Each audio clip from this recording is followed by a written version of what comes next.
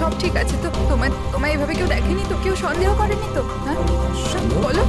কেমন সন্দেহ? কি অঞ্জলি, তুমি কাঁদছো কেন?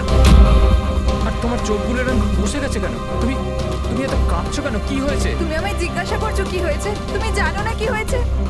আমি কি করে জানবো কি হয়েছে? আমি তো এইমাত্র বাড়ি এলাম। রঞ্জন, তুমি পাগল হয়ে গেছো নাকি আমায় পাগল বানাচ্ছো? এত বড় ঘটনা ঘটে গেল আমাদের সাথে, তুমি এমন বিহেভ করছো যে যেন কিছু হয়নি। কি কি খেলা খেলছো তুমি? কি খেলা আরে আমি খেলছো কোনো তুমি? খেলা খেলছি না। কি তখন থেকে বলে চলেছো তুমি?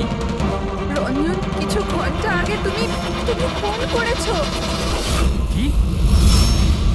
ওই লাশটার টুকরো করে ওই টুকরোগুলোকে পুকুরে ফেলে দিয়েছো, আর তুমি এমন বিহেভ করছো যেন কিছু হয়নি।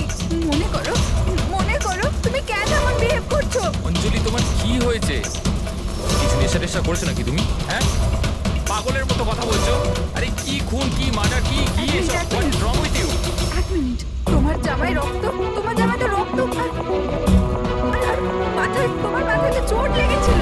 আর এইসব তুমি জামা কোথায় চেঞ্জ করলে? কোথায় গেল এই সব কিছু? কত রক্ত পাগল লেগেছে। হয়ে গেছো তুমি?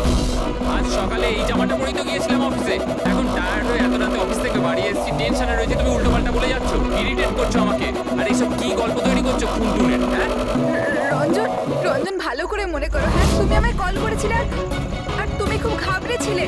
রঞ্জন, তুমি তুমি তুমি কাঁদছো কেন? সব ঠিক আছে তো? তখনই তুমি নিচে আসতে বলে আর সাথে টুল বক্স আর পরিষ্কার করার কাপড়ও নিয়ে যেতে বলেছিলে। অঞ্জলি, রঞ্জন, এটা কি করে হলো?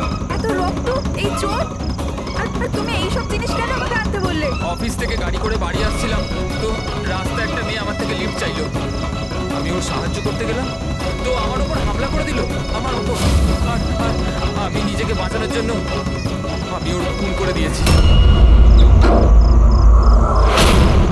অঞ্জলি, আমাদের এই লাশটাকে কোথাও একটা লুকাতেই হবে। ওই লাশটা আমরা শহরের বাইরে একটা পুকুরের কাছে নিয়ে গেলাম।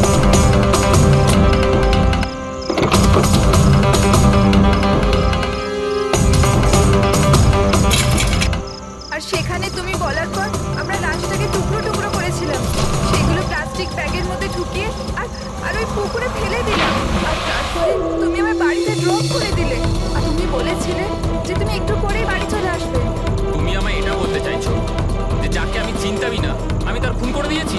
হয় তুমি স্বপ্ন দেখছো, নয়তো তোমার মাথায় কিছু একটা চলছে, সেটা আমি জানি না। আর যদি তোমার কথা একটু সত্যতা থাকে, can you prove it? I will.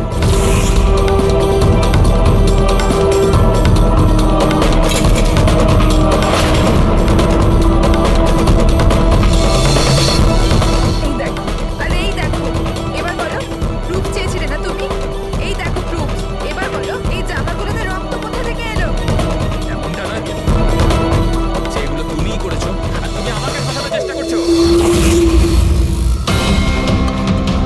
আচ্ছা, এবার আমি বুঝতে পেরেছি, তোমরা সবাই মিলে আমার সাথে ইয়ার্কি মারছো না তো? ওখানে অফিসেও আমার কলিগেরা 1 মাস ধরে উল্টো পাল্টা বলেই চলেছে যে আমি তোকে ওখানে দেখেছি, আমি তোকে এখানে দেখেছি, আর আমি বলে বলে হাঁপিয়ে যাচ্ছি যে আমি ওখানে ছিলামই না। কিন্তু এখন যেটা তুমি করছো না, এটা কিন্তু ভুল করছো। এইসব একটা ইন্টেলিজেন্স চক্রান্ত, যেটা তুমি প্ল্যান করেছো। তুমি খুন করেছো অঞ্জলি, আর তুমি এটাতে আমাকে ফাঁসাতে চাও। আমি যাচ্ছি পুলিশের কাছে।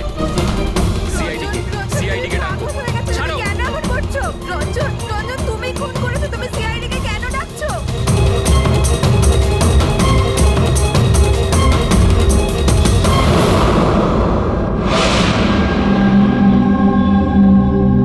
তার মানে আপনি বলতে চাইছেন যে আপনি আপনার স্বামী মানে এনার সাথে মিলে একটা মেয়ের লাশ এই শহরের বাইরে মানে একটা লেকে ফেলেছেন? হ্যাঁ স্যার, আমি এটাই বলছি। আর এই সব কিছু আমি ওর বলাতেই করেছি। কিন্তু আপনার স্বামী তো বলছেন ইনি কিছু জানেনই না। ইনফ্যাক্ট ইনি আমাদের এখানে ডেকেছেন। স্যার, এই মহিলা সব উল্টো পাল্টা বলছে, আমাকে ফাঁসানোর চক্রান্ত হচ্ছে, আর এও তাতে জড়িত। উল্টোপাল্টা আমি নয়, উল্টোপাল্টা এ বলছে। প্রথমে নিজের দোষ ঢাকার জন্য আমাকে দিয়ে এই সব কিছু করিয়েছে, আর এখন নিজেই না বলছে। স্যার, আমি আপনাকে সত্যি কথা বলছি। আমি বলেছিলাম না যে আমার হ্যাঁ, ওই একই রকম দেখতে লোকের।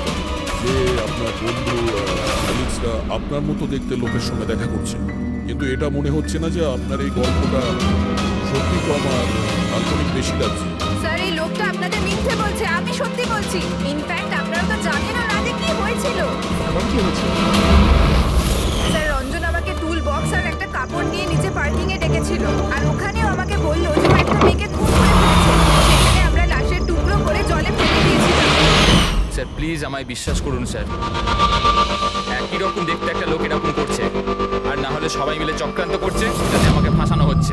এক মিনিট, এক সময়ের জন্য চুপ থাকুন, আর আপনি আপনার গাড়ির চাবিটা দিন এক্ষুনি, এই মুহূর্তে। আর এখান থেকে লেকে যাব।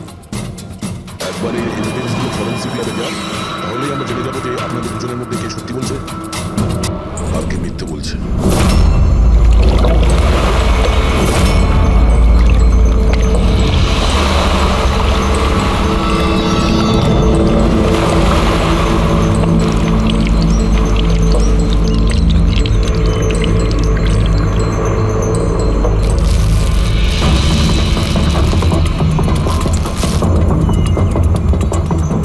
এই মেয়েটা কে?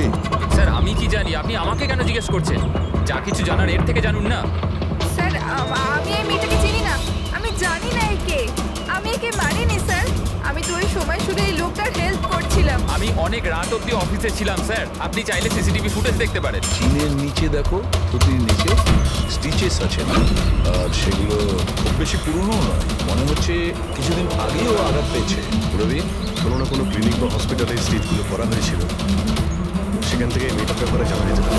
একটা কাজ করো ফেডরিক, পঙ্কজ, এই বডির টুকরোগুলো আছে না, এই সব কটা আমাদের ফরেন্সিক ল্যাবে পাঠিয়ে দাও, আর এদের দুজনকে আমাদের ব্যুরোতে নিয়ে চলো। স্যার এ বলছে যে কয়েকদিন ধরে ওরই মতো দেখতে কোনো লোক ওকে ফাঁসানোর চেষ্টা করছে। এর চেনাশোনা লোকরা ওই লোকটার সঙ্গে বিভিন্ন জায়গায় দেখা করছে, আর ওরা ভাবছে যে ও এই। হ্যাঁ স্যার, আমায় ফাঁসানো হচ্ছে স্যার, আর ওই চক্রান্তে এও রয়েছে স্যার।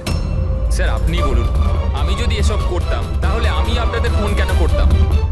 স্যার এখন অবধি আমি আপনাদের যা বলেছি সবকিছু প্রমাণ হয়েছে তো। লাশ তো পাওয়া গেল লেকে, আর ওর গাড়ির ডিকিতে রক্ত পেলেন তো। স্যার আপনি নিজেই বলুন, যখন এতটা সত্যি আমি বলেছি তাহলে এখন মিথ্যে আমি কেন বলবো? আমাকে ফাঁসানোর জন্য স্যার, আমি বলছি স্যার এটা চক্রান্ত স্যার, আমাকে ফাঁসানোর জন্য। ব্যাস ব্যাস, কে কি কাজ করেছে আর করেনি সেটার খোঁজ আমরা করব। শুধু একটা কথা মনে রাখবেন যে আমাদের সন্দেহ শুধু আপনাদের দুজনকে। বাট স্যার আমি কিচ্ছু করিনি, আমি নির্দোষ। আমি হতে পারে হয়তো আপনি খুন করেননি, কিন্তু লাশকে টুকরো টুকরো করে লেকে ফেলে দেওয়া এটাও কিন্তু বড় অপরাধ, বুঝেছেন আপনি? স্যার সিসিটিভি ফুটেজ পেয়ে গেছি।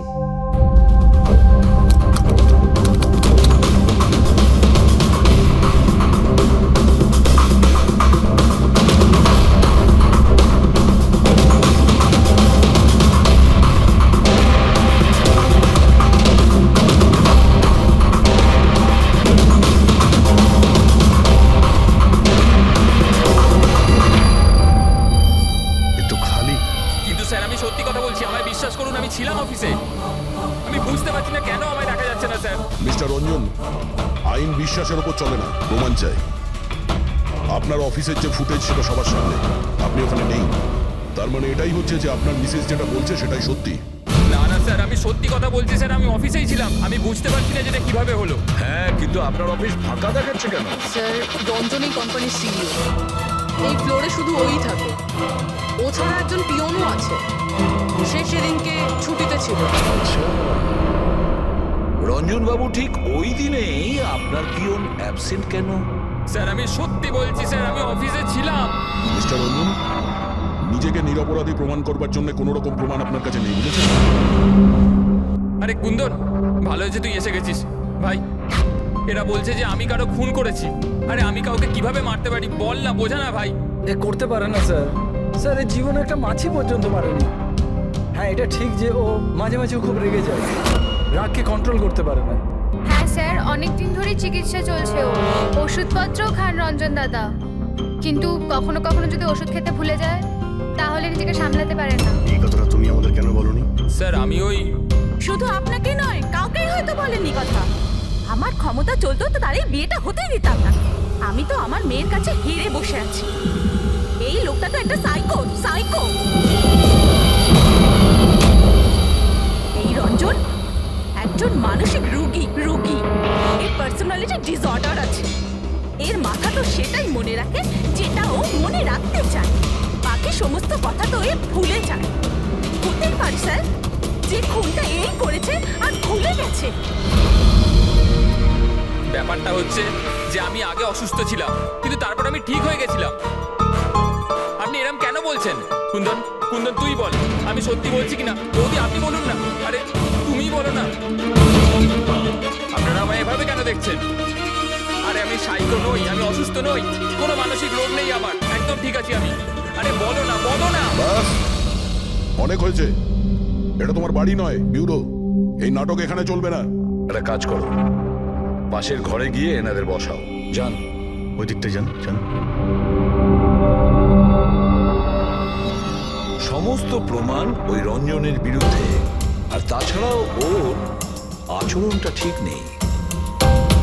কিন্তু বুঝে উঠতে পারছি না, জানি না কেন, আবার এই ব্যাপারটা এড়িয়েও যেতে পারছি না। ও বারবার আমাদেরকে বলছে যে অফিসের সিসিটিভি ফুটেজটা চেক করুন। আমি অফিসে ছিলাম। এতটা জোর দিয়ে কেউ বলতে পারে না। আরও একটা ব্যাপার স্যার, ফোন ওই করেছিল। কোনো খুনি এরকম কেন করবে? আর স্যার ওই ডিসোসিয়েটিভ পার্সোনালিটি ডিসঅর্ডার। হয়তো খুনটা করেছে আর তারপর ভুলে গেছে। এই রোগটা তো এরকমই হয় স্যার। হতে পারে, এটা হতেই পারে। একটা কাজ করি আমরা, এই যে সিসিটিভি ফুটেজ আছে না, এটাকে ল্যাবে পাঠাই, চেক করে দেখি এই ফুটেজটা কেউ কোনোভাবে এডিট করে চেঞ্জ করেছে কিনা। আর স্যার ওই একই রকম দেখতে ব্যাপারটা। ও এটা বলছে যে ওর বন্ধুরা ওর মতো দেখতে লোকটাকে দেখেছে, আর ওই লোকটা ওর বন্ধুগুলোকে চিনতেও পারেনি। চলো ওর বন্ধুদের সাথে কথা বলি, জিজ্ঞাসাবাদ করি, জেরা করি, তারপর দেখি ওদের কথায় কতটা সত্যি আছে। স্যার হতে পারে এই চৈতালি আর কুন্দন রঞ্জনের শুভাকাঙ্ক্ষী হওয়ার চেষ্টা করছে। হয়তো তা নয়। আর এদিকে শায়লা, উনি তো চানই এই দোষটা রঞ্জনের ওপর আসুক, যাতে ওনার মেয়েকে আর এই বিয়েটা করতে না হয়। স্যার স্যার যে মেয়েটা মারা গেছে ওর ফটো হসপিটালের ক্লিনিকে পাঠিয়ে দিয়েছি। ওকে শনাক্ত করা হয়েছে। ওর নাম হলো অনামিকা। দুদিন আগেই ওখানে গেছিল ওর আঘাত দেখাতে। অনামিকা, অনামিকা, এই অনামিকার পুরো ফোন রেকর্ড চেক করো, খোঁজ নাও এ কোথায় থাকতো, কি করতো, এর সঙ্গে রঞ্জনের কি সম্পর্ক ছিল।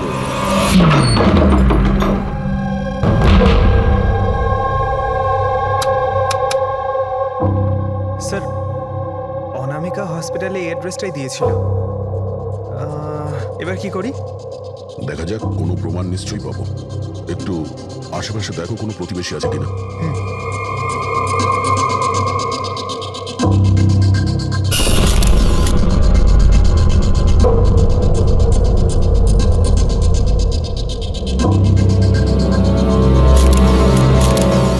স্যার এ নাম অঙ্কিত, অনামিকার প্রতিবেশী। হ্যালো স্যার, কি হয়েছে বলুন? অনামিকা ঠিক আছে তো? না, অনামিকার খুন হয়ে গেছে, আর আমরা সেই জন্যই এর তদন্ত করছি। আপনি ওর ব্যাপারে কিছু বলতে পারেন যার সাহায্যে আমরা খুনি পর্যন্ত পৌঁছতে পারি?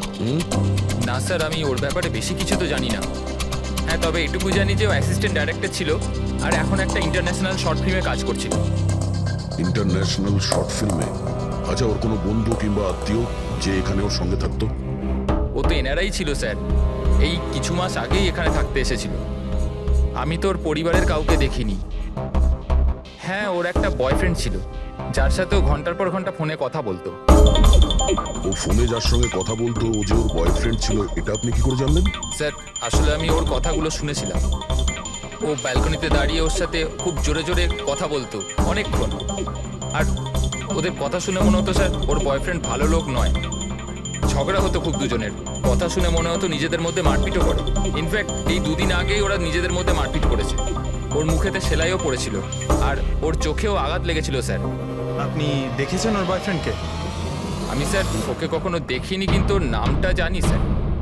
আচ্ছা, কি নাম কি ওর? Ranjan. Ranjan?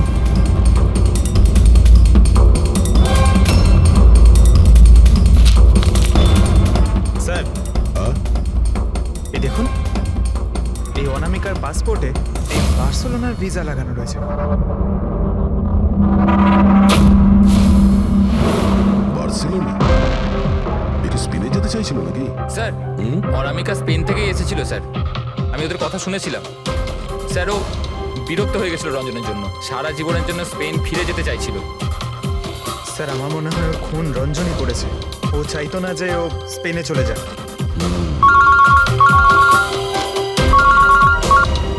Hello? Sir অনামিকার phone records পাওয়া গেছে। একটা নম্বরে যেটাতে ও সবচেয়ে বেশি কথা বলতো সেটা রঞ্জনের কোম্পানির নামে রেজিস্টার্ড আছে।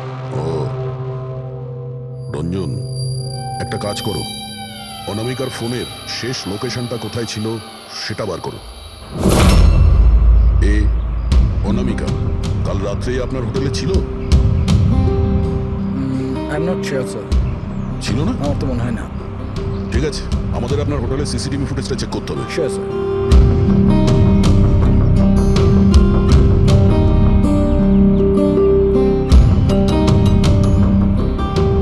এই তো অনামিকা।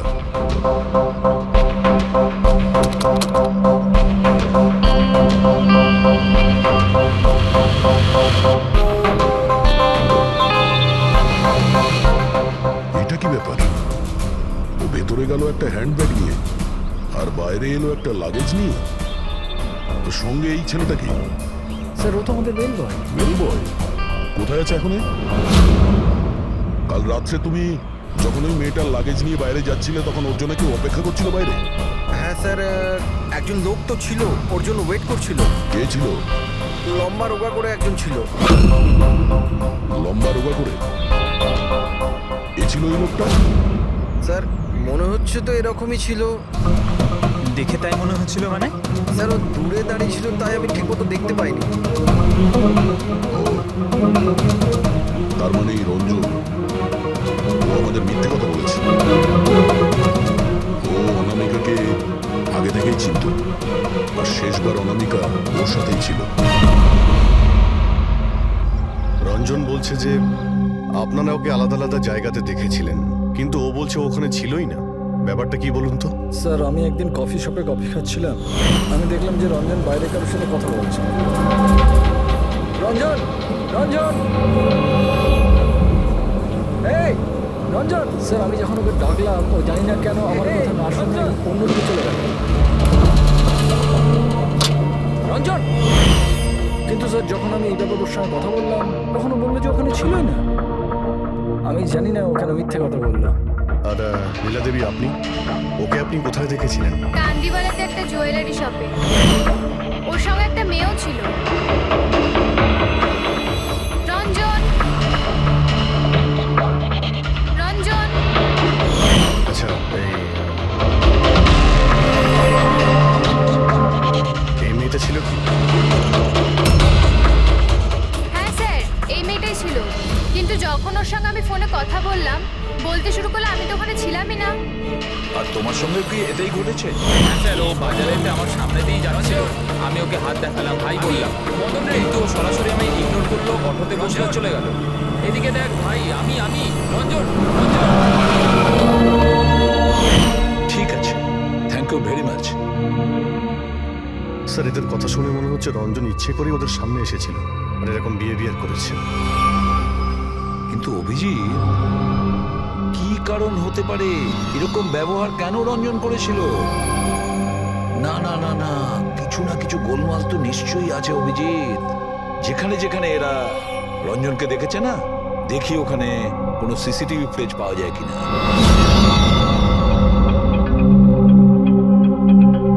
স্যার, এখানে দেখুন। হ্যাঁ সালুকে বস, কি পেলে?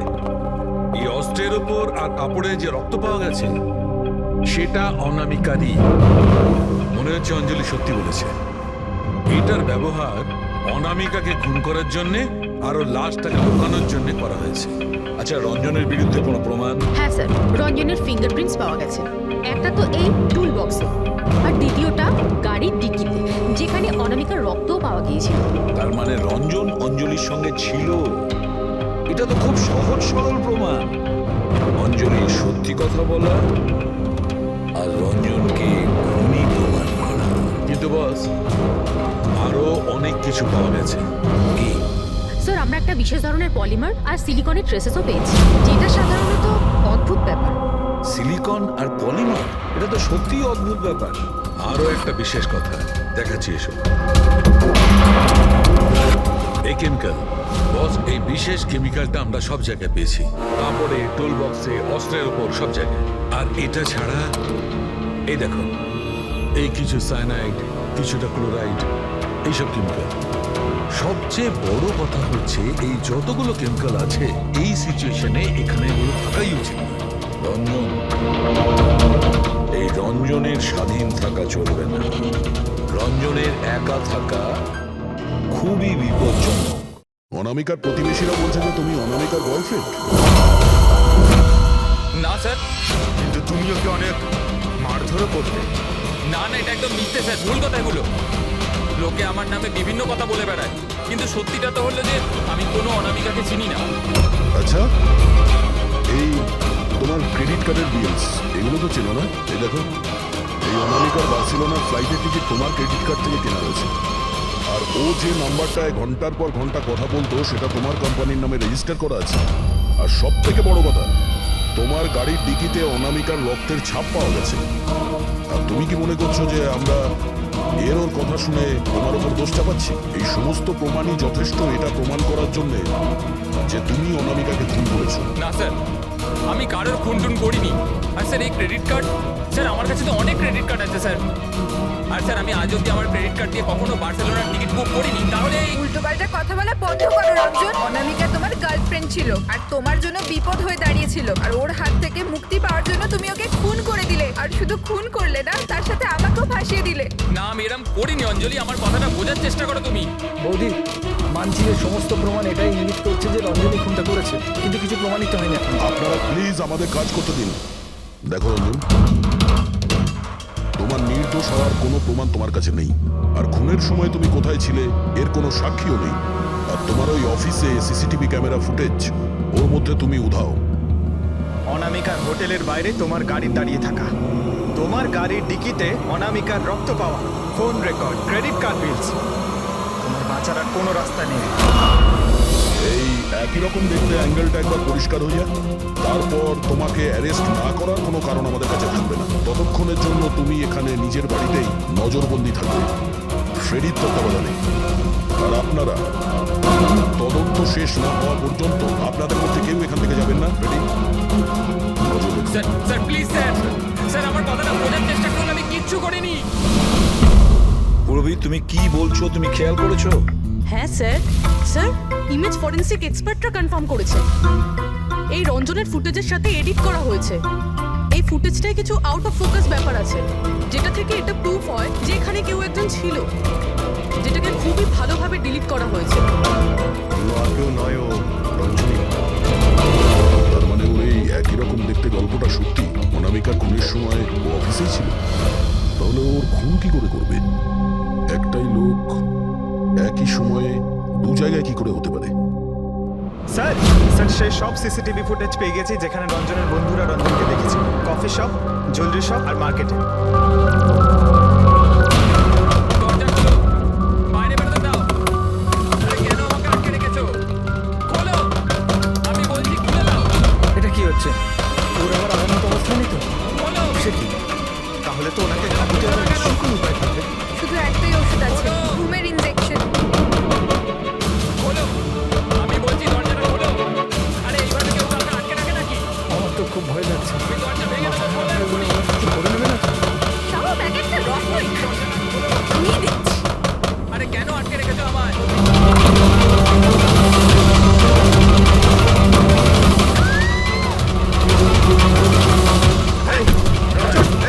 রঞ্জন, দাঁড়াও বলছি।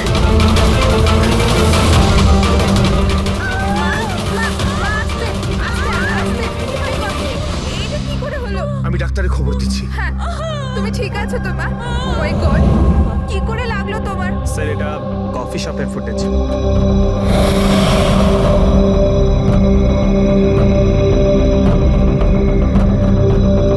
স্যার এবার জুয়েলারি শপ।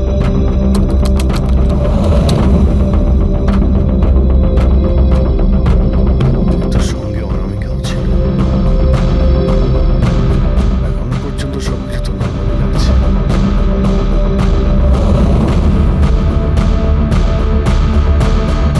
স্যার এবার মার্কেট প্লেস।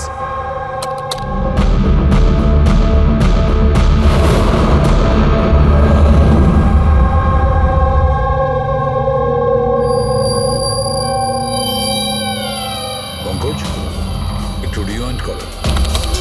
হ্যাঁ, আগে ওই রঞ্জনকে জুম করো।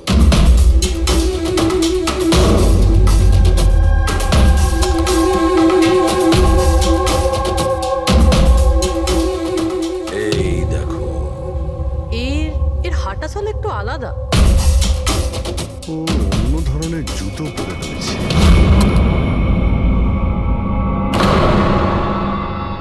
কিন্তু এটা কি? দয়া ওয়াকিং বুট পরেছে, ওয়াকিং বুট। যার পায়ের হাড়ে কোনো প্রবলেম থাকে না, সে ওই ওয়াকিং বুট পরে। কিন্তু রঞ্জনের পা তো একদমই ঠিকঠাক আছে। সেটাই তো, এটা তো হতেই পারে না। তাহলে ও কি? লোকে বলো কি এখনই? আচ্ছা ঠিক আছে, আমি আসছি। সালুকে ফরেন্সিক ল্যাবে ডেকেছে, এখনই যেতে হবে। চলো। হ্যাঁ ঠিক, বলো কি বললে তুমি? ঠিক আছে, হ্যাঁ ওখানেই থেকো। ফ্রেডরিক বলছিল রঞ্জন পালিয়ে গেছে শালার উপর আঘাত করে। কিন্তু ফ্রেডি তো ছিল ওখানে। সেটাই তো। একটা কাজ করো, তুমি আর পঙ্কজ ওখানে চলে যাও, আমরা ফরেন্সিক ল্যাবে যাচ্ছি। আচ্ছা সালুকে, তুমি রঞ্জনকে গ্রেফতার করতে বারণ করেছিলে, ব্যাস ও তো ওদেরকে আঘাত করে পালিয়ে গেছে। আর তুমি এখানে এসব কি করছো? এখানে এখানে এরকম মিউজিয়াম সাজিয়েছো কেন? মিউজিয়াম নয় বস, তাহলে? এটা হচ্ছে সেই ধাঁধাটার জবাব যেটা আমরা সলভ করতে পারি। হ্যাঁ, রঞ্জন পালিয়ে যাওয়াতে আমার খুব আফসোস হয়েছে, কিন্তু আই এম শিওর তোমরা ওকে ঠিক ধরে ফেলবে। তোমাদের মনে আছে ওই যে কেমিক্যালটা আমরা ক্রাইম স্পটে পেয়েছিলাম? তো তার সঙ্গে ওর কি সম্পর্ক? সেটা আমি আপনাদেরকে বলছি। আপনি কে? এ হচ্ছে জগৎ। এক মিনিট, সব কিছু বুঝতে পারবে বস। বেহুল, হাই স্যার। এবার এর সঙ্গে আবার এই কেসের কি সম্পর্ক? আপনারা ওর সাথে একটু মন দিয়ে কথা বলুন, দেখুন সবকিছু জানতে পারবেন। এটা বলুন তো যে আপনি কে, আর এই কেসের সঙ্গে আপনার কি সম্পর্ক?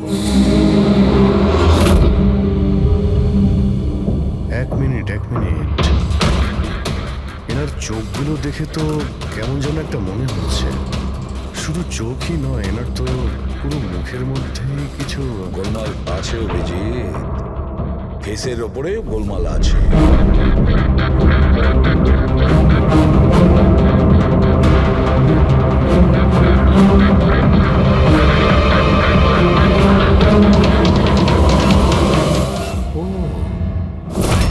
Thank you বেহুল।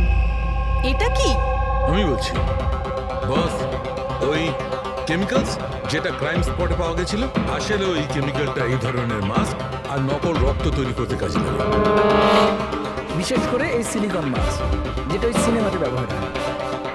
সব থেকে বড় ব্যাপার হচ্ছে এর মধ্যে চোখের পাতা থাকে না, আর চোখের জন্য এখানে গর্ত একটা থাকে আসল মুখের মতো, যাতে যে এটা পড়বে তার আসল চোখটা এই গর্ত থেকে বেরিয়ে এসে যাতেও দেখতে পায়। আর স্যার, এটাকে বানানো কিন্তু অত সহজ নয়। হাই কোয়ালিটির সিলিকন আর পারদর্শী লোকই এটা বানাতে পারে।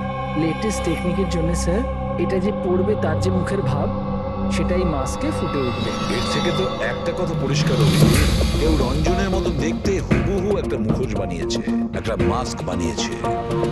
রঞ্জনের মতো হাইটের কেউ ওরই মুখের মতো কোনো মাস্ক বানিয়েছিল, আর লোকে তারা বোকা বানাচ্ছিল। হ্যাঁ, আর সেই জন্যই সবাইকেও দূর থেকে দেখা দিয়েছিল, কারণ যদি কাছে আসতো তাহলে সবাই বুঝে যেত ওর কোনো মাস্ক পরে আছে।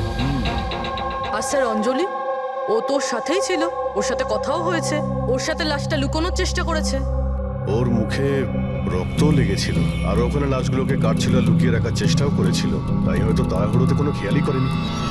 আর তাছাড়াও এই যে একই রকম দেখতে না, নিশ্চয়ই ওর পায়ের হাতে কোনো প্রবলেম ছিল, তাই ও ওয়াকিং বুট পরেছিল। আর এই মাস্ক তৈরি করাও এত সহজ নয়। স্যার এই মাস্ক ফিল্ম প্রজেক্টেই কাজে লাগে। হ্যাঁ, তবে এটুকু জানি যে ও অ্যাসিস্ট্যান্ট ডাইরেক্টর ছিল আর এখন একটা ইন্টারন্যাশনাল শর্ট ফিল্মে কাজ করছিল। স্যার দয়া বলছিল যে অনামিকা ও নাকি কোন ইন্টারন্যাশনাল শর্ট ফিল্মে কাজ করছিল। ওর পক্ষে এগুলো করা তো খুবই সহজ। তার মানে ও রঞ্জনের গার্লফ্রেন্ড ছিল না, ওকে নিজেরই খুনে ফাঁসানোর চেষ্টা করেছিল। সেই জন্যই ও রেলওয়েকে গাড়ি অব্দি নিয়ে গিয়েছিল। স্যার নিজের প্রতিবেশীর সামনে রঞ্জনের সাথে ফোনে কথা বলার নাটক করেছিল। মানলাম, অভিজিৎ, আমি মানলাম, কিন্তু কেউ নিজের মৃত্যুর ষড়যন্ত্র নিজে কেন করবে? মানে আমি বলতে চাচ্ছি, অনামিকা তার নিজের মৃত্যু কেন নিজে ডেকে আনবে? না না না না, কিছু তো একটা গোলমাল আছে। কেউ তো একজন আছে যে অনামিকাকে শিখণ্ডি খাড়া করেছে, আর সেই পুরো কেসটার মাস্টার মাইন্ড, বুঝেছো? আপনাদের মাথা খারাপ আছে? ফ্রেডি ইঞ্জেকশন নেওয়ার জন্য ভেতরে গেছে আর তোমরা ওই লোকটাকে ছেড়ে দিলে। আমরা তোকে পালাতে দিইনি, আমরা কি দরজা খোলার কি দরকার ছিল? ওই লোকটা যে মানসিক অবস্থা নিয়ে এখান থেকে পালিয়ে গেছে, কে জানে কার সাথে কি করে দেবে। শায়লা দেবীর উপর হামলা করেই দিয়েছে। স্যার একটা কথা বুঝতে পারলাম না, ওরা তোমাদের দুজনের সামনে থেকে পালালো আর তোমরা ধরতে পারলে না ওদের? স্যার আমরা খুব ভয় পেয়ে গেছিলাম আর সব কিছু এত তাড়াতাড়ি হলো। স্যার আমরা যদি মাঝখানে আসতাম তাহলে আমাদের উপরে তো হামলা করতে পারতাম না স্যার। হ্যাঁ, যেমন ভাবে আন্টিকে হামলা করেছিল আমাদেরও করতে তাহলে। এক মিনিট শায়লা দেবীর উপর হামলা, কিন্তু কিভাবে? ওর কাছে অস্ত্র কি করে এলো? এখানে তো কোনো অস্ত্র ছিল না, আমরা সমস্ত অস্ত্র সরিয়ে দিয়েছিলাম। হ্যাঁ হ্যাঁ স্যার, শুধু ঘরে কেন, কিচেনেও সবজি কাটার কোনো ছুরি পর্যন্ত নেই।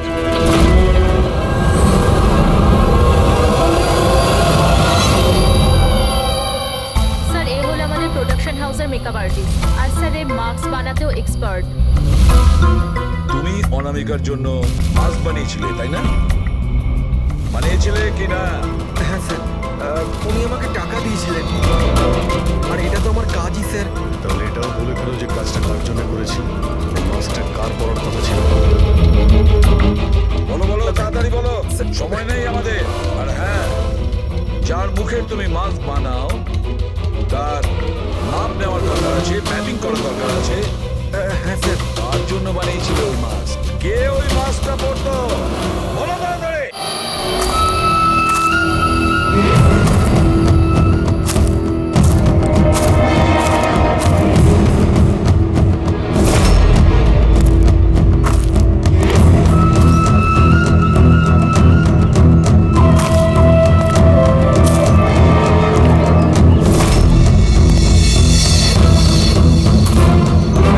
কে তুমি? হ্যাঁ, কে তুমি? কি চাও? কেন আমাকে বেঁধে রেখেছো? আমার তো মনে হয়েছিল আমাকে দেখে তুমি খুব খুশি হবে, কারণ আমি তো হচ্ছি সেই যাকে তুমি খুঁজে চলেছ। তোমারই আর এক রূপ। কিন্তু তোমার মুখ তো আমার সাথে মেলে না। কারণ এটাই, আমি তোমার মতন মুখের হাত করে নেই এখন, নাহলে তুমি আমাকে চিনতে পারতে না। যে আসল তুমি না আমি। আরেকটা কথা, আমি তোমার আওয়াজে কথাও বলতে পারি। কিন্তু তুমি এমন কেন করছো? যাতে অনামিকার খুনের জন্য তোমার জেল হয়ে যায়। কিন্তু আমার তোমার সাথে কি শত্রুতা?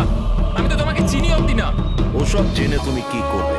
এখন তো শুধু এইটুকুনি জেনে রাখো যে আমার এত পরিশ্রমে সিআইডির লোকেরা চোর ঢেলে দিয়েছে, আর আমার কাছে শুধুমাত্র এখন একটাই রাস্তা বাকি আছে, যে তোমাকে আমি মেরে ফেলবো।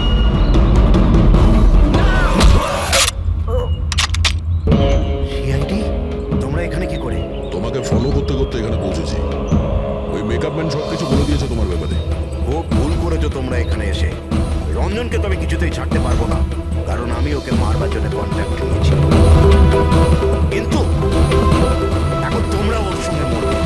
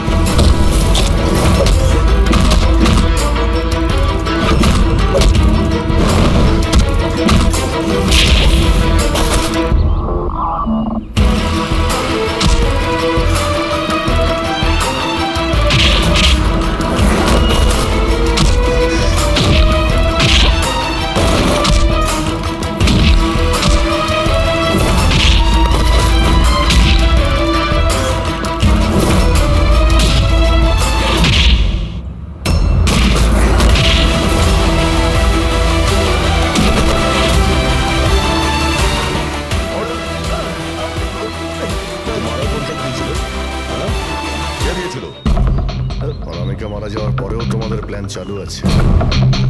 কে মাস্টার মাইন্ড? আমায় ক্ষমা করে দাও মা। তোমার মতের বিরুদ্ধে গিয়ে বিয়ে করে আমি অনেক বড় ভুল করে ফেলেছি। কখনো ভাবতেও পারেনি যে ও এইসব করতে পারে। রঞ্জন কোথায়? ওকে পেলেন না আপনারা? পাওয়া গেছে রঞ্জনকে। আপনারা সবাই এটা জেনে হয়তো অবাক হবেন যে রঞ্জন নির্দোষ। এটা আপনারা কি বলছেন? কোন রঞ্জনই করেছে? একদম না, রঞ্জন খুন করেনি। খুন করেছে আপনাদের মধ্যেই কেউ একজন। আমরা? কিন্তু আপনি তো জানেন যে এদের সবার উপস্থিতিতেই রঞ্জন আমাকে আঘাত করেছে। কি করে করলো?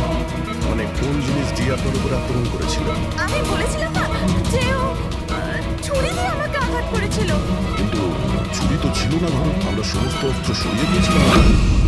আপনার এই আঘাত ছুরি দিয়ে নয়, বরং নেইল ফাইল, নখ কাটার জন্য যেটা ব্যবহার করা হয়, আপনার এই আঘাত সেটা থেকে লেগেছে। মনে হচ্ছে উনি এখনো কনফিউজড। কোনো ব্যাপার নয়, ওনাকে আমরা সাহায্য করছি। ফ্রেডি,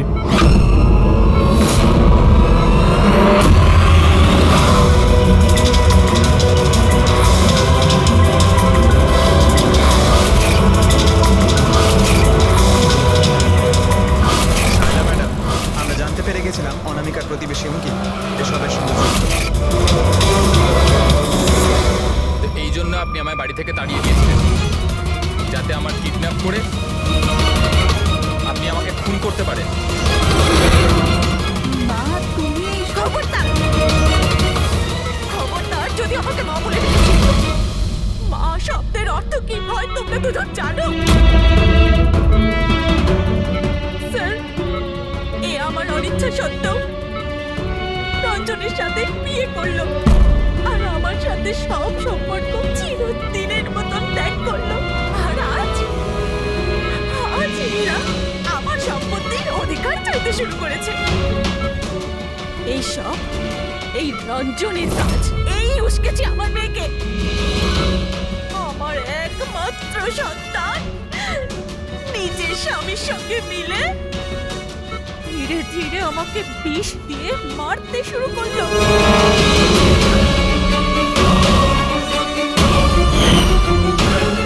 ডুবোটা তাড়াতাড়ি করো অঞ্জলি, এটা নিয়ে গিয়ে মায়ের ঘরে রেখে দাও, যাও।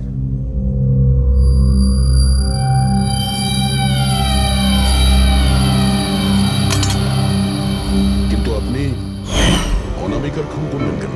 ওর কোনো দোষ ছিল না, কিন্তু আমার কাউকে তো একটা দরকার ছিল এই সব কিছু করার জন্য। কিন্তু আমি এদের দুজনকে শাস্তি দিতে চেয়েছিলাম যে রঞ্জনের ফাঁসি হয়ে যাক আর অঞ্জলির সারা জীবনের মতো জেল। শায়লা দেবী, এদের প্রতি আপনার ঘৃণা আপনাকেও এদেরই মতন অপরাধী বানিয়েছে। এদের দুজনের তো শাস্তি হবেই, আপনার প্রাণ নেওয়ার চেষ্টা করেছে বলে। কিন্তু আপনারও কঠোর থেকে কঠোরতম শাস্তি হবে অনামিকাকে খুন করার অপরাধে।